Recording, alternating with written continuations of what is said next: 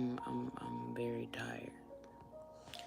I'm tired of catering to people that do not go out their way to cater to me. I'm tired of people being nice, nasty with me. I'm tired of people being nice up until the extent of it being too overwhelming for them. I'm tired of dealing with people that act just like my mother. Um, some people will want you and your whole existence to revolve and cater to them. But they would never step out of their boundaries to do that. So, long story short, I told her, live your life. And when you're able to do these couple things, we can talk about getting back into a connection. Or we can pursue strengthening our connection. So, even if we was to do something,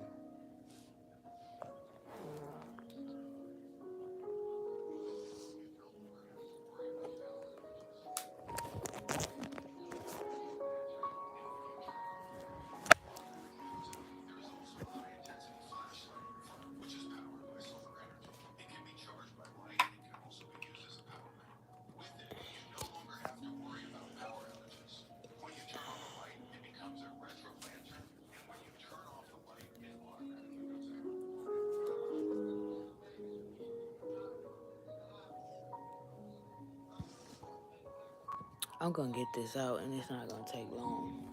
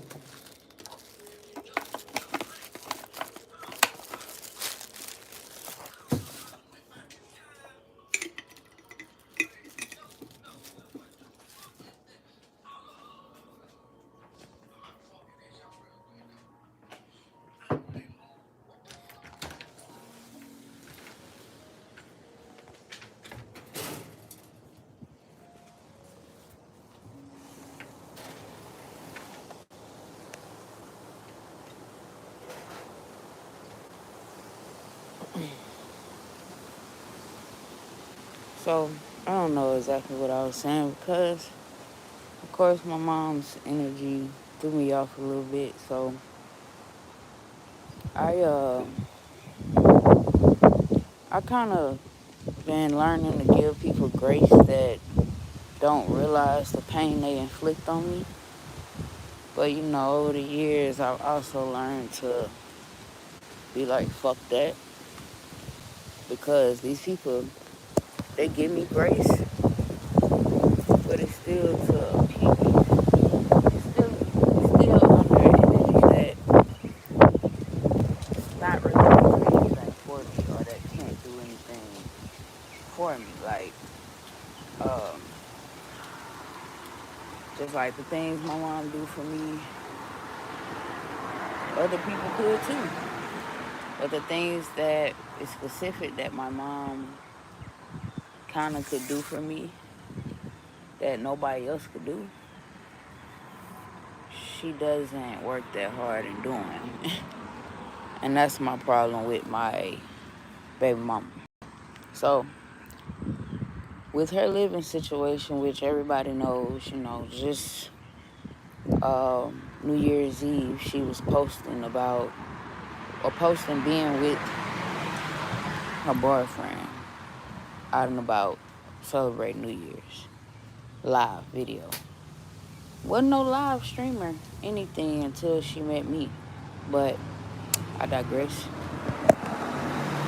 So, I'm a mother. So,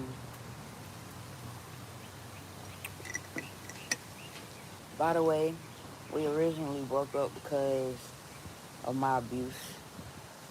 But over the years, I've changed only because of what I allow around me.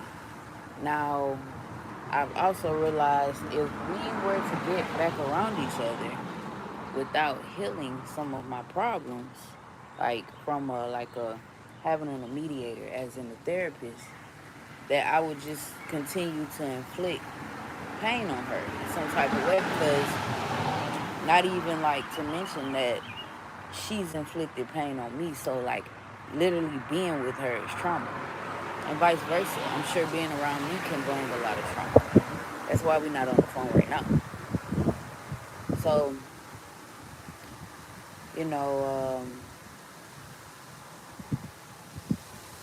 but it's two things that, since you made it this far in the video, two things that I say we need to do: therapy and get a joint account if we want to move with each other. I stand on that. I'm not changing it.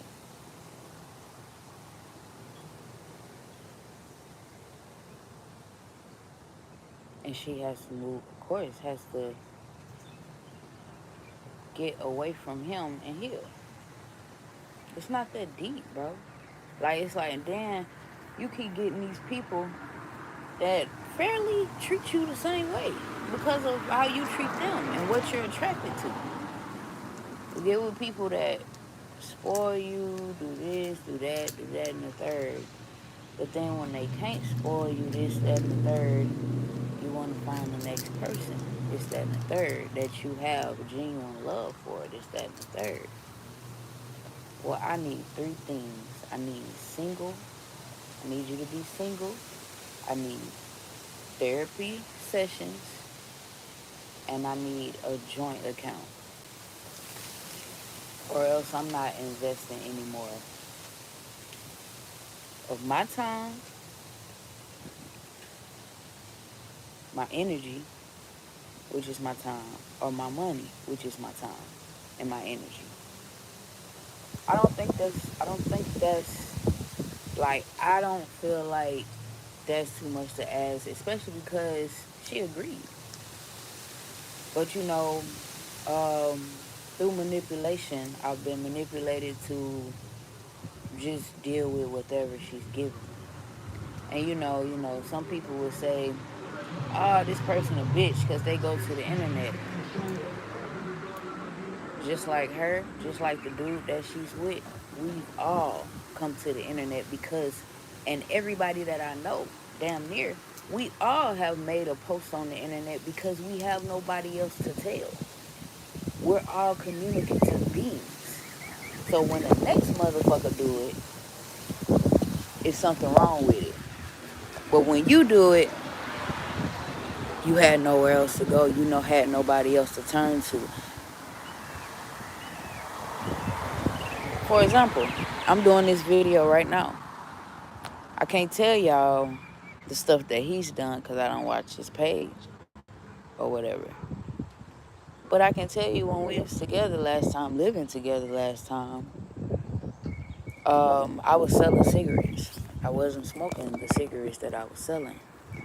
And she was like, "I need a cigarette." And she put it on Facebook.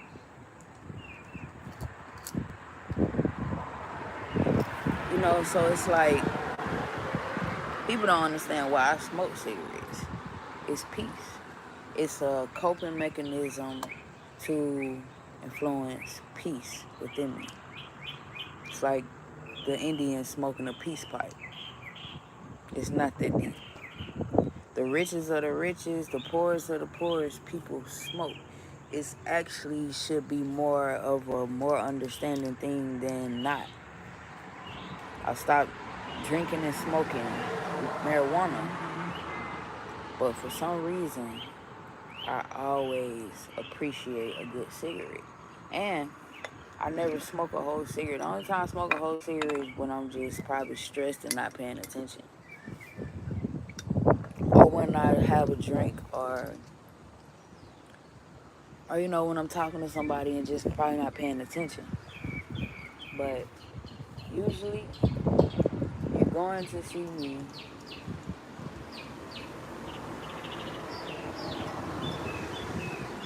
but usually they're like a white car just passed by. That's my trauma. Why did I stare that car down? Because of my trauma. And it's like, when I try to express the shit to her, and like, I say, imagine being in love with somebody, right? And you probably can go without seeing them, go without being around them. But when y'all come back together, it's like y'all never missed a beat. And that's even with soulmate friendships. When y'all get back together, y'all be talking like y'all ain't never stopped communicating. So imagine a soulmate relationship, and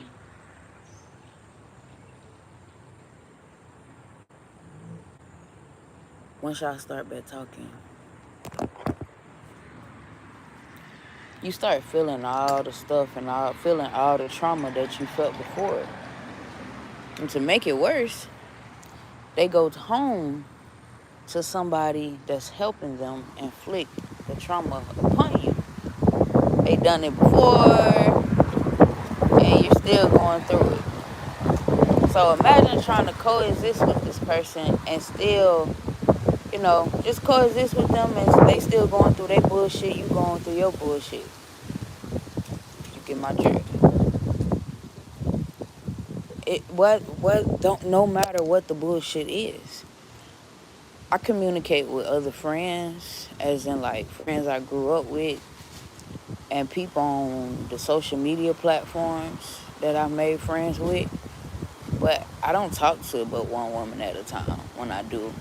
So it's like, and that's because I don't have the energy, I don't have the time, I don't have the patience.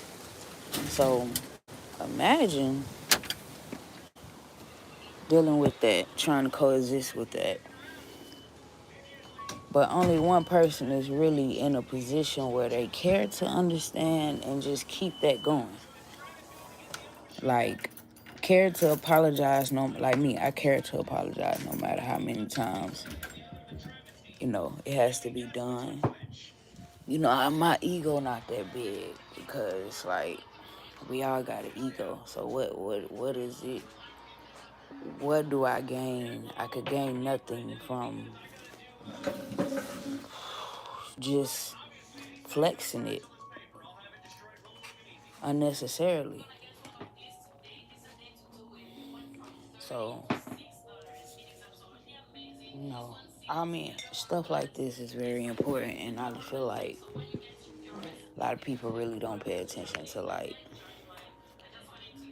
I sacrifice my energy, time, money to help support what she got going on and get her to a space of just motivating her and for her to be free, feel free.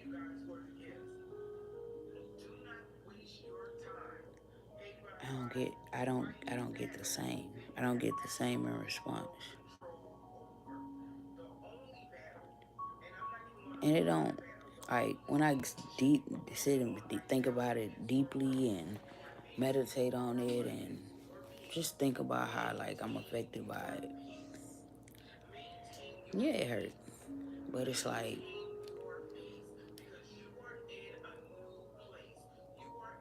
it's just kind of odd. You know what I'm saying? Like, it's like, and not that much I can't say, because, like, I put myself in this predicament. Like, you can't blame anybody for really how, like, they treat you, especially if it's negative, because in hindsight, it's their pure self. Whether they are bad at it, whether they're good at it, it's their pure self. That's probably how they know to deal and coexist with people. So I can't ever be in a position to be like, oh, it's her fault, I hate her.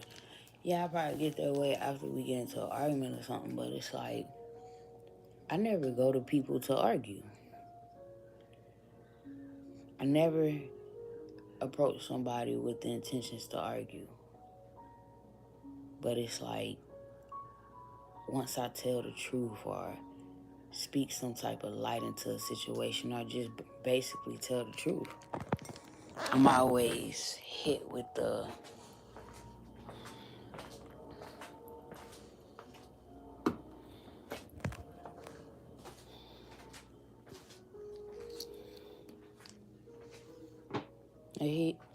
shit stupid, bro. But I'm always hit with the bullshit, basically.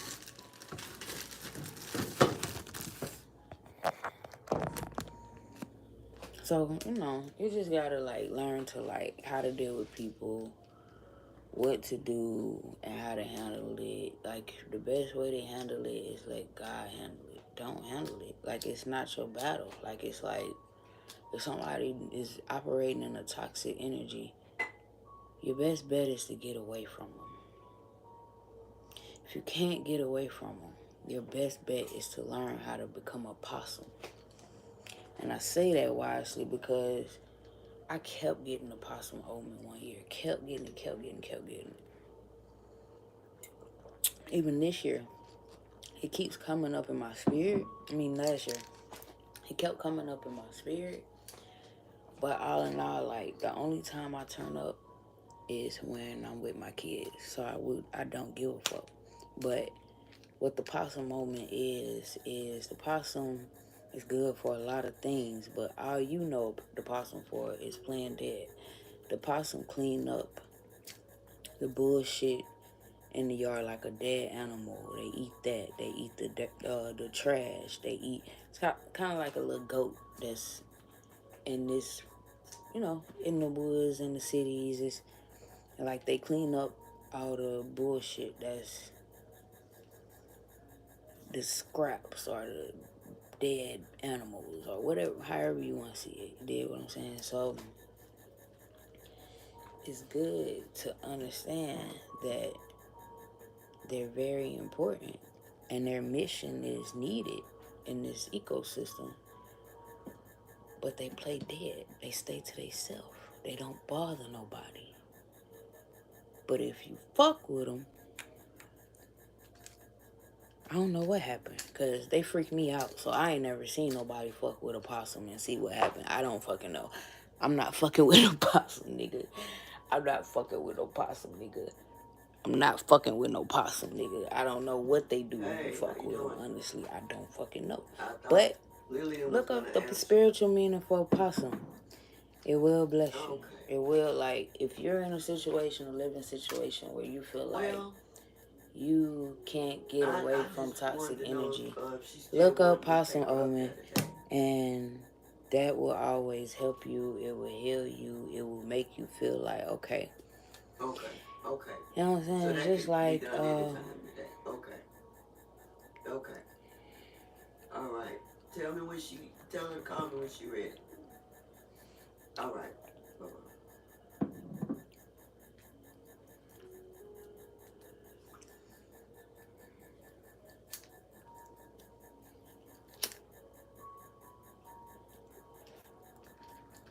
But yeah, the possum omen will really heal you.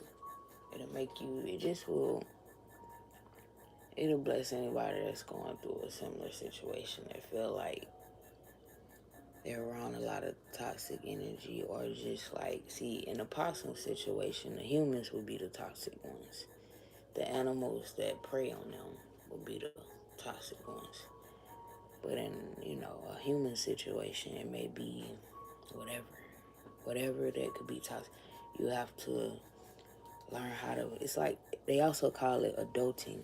Just like, I love drinking, I love smoking weed, but I'm not finna do that and be stressed out because I can't get something that my kid want, or I can't get the weed that I want, or the drink I want. Like, no, we're not doing that in 2024.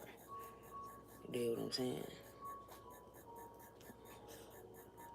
So that's just where I'm at with it. Like,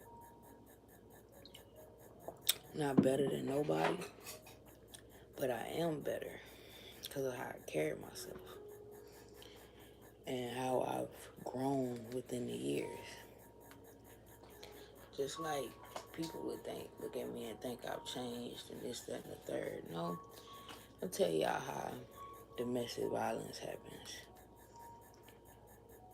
People closest to you will hurt you the most.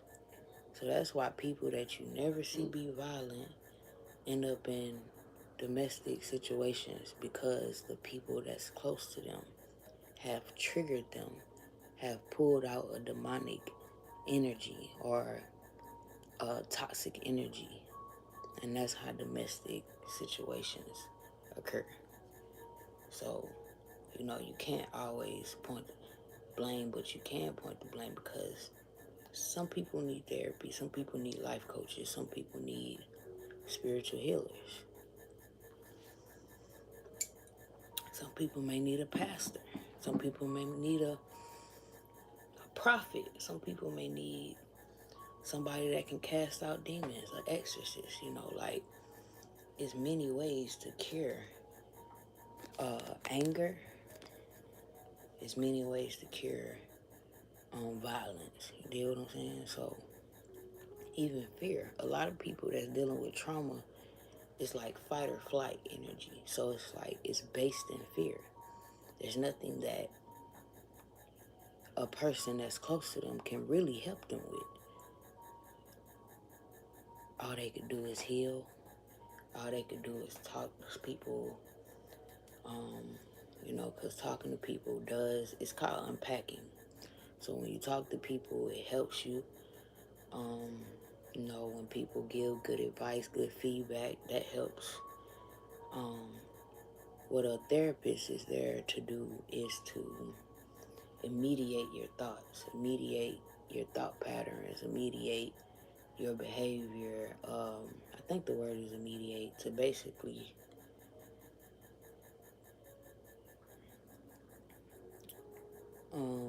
what's the word for it? To help you to see. Like, it's kind of like they let you unpack, and then they help you to see the things that you're not paying closest attention to, because normally they're psychiatrists, so they clean off your psyche. They help you clear your psyche. It's that simple. And with doing that, they help your thought patterns. They help you realize, okay, well, this is the most.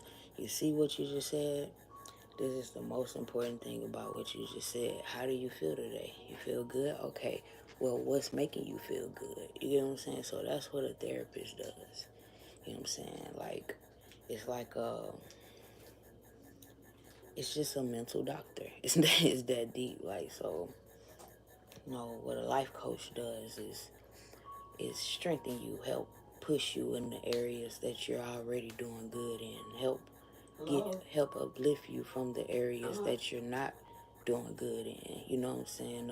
Help clear some of that stress off you and let you know, well, this is priority. And spiritual healer gives you guidance of the spirit guides, gives you guidance of the spirits that's around you and what they're saying to you, but you can't hear because of the clutter of thoughts, because of the clutter of other people's voices in your ears, or other people's conversations and opinions and advice of what you should do. So, y'all stay abundant, be like, stay lit, literally. And what a pastor does is probably give you biblical guidance, probably give you godly guidance, stay abundant, be like, stay lit, literally. That's why I said 3. Enjoy y'all